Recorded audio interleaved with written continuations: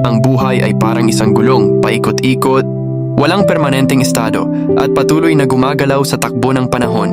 May mga sandali na tayo ay nasa itaas, kung saan dama natin ang tagumpay, kasiyahan, at katuparan ng ating mga pangarap. Sa mga panahong ito, tila napakadali ng lahat at ang mundo ay nakangiti sa atin.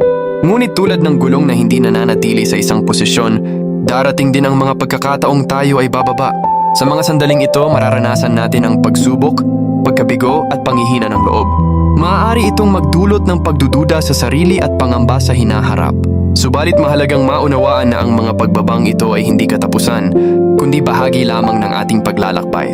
Ang tunay na halaga ng buhay ay hindi nasusukat sa kung gaano tayo kadalas nasa itaas, kundi kung paano tayo bumangon sa tuwing tayo ay nadadapa. Ang bawat pagsubok ay pagkakataon upang matuto, tumatag at mas makilala ang ating sarili. Sa bawat pag-ikot ng gulong, dala natin ang karanasan at karunungan na maghahanda sa atin para sa susunod na yugto. Kaya't sa gitna ng tagumpay, manatiling mapagkumbaba. At sa harap ng pagsubok, manatiling matatag at may pag-asa.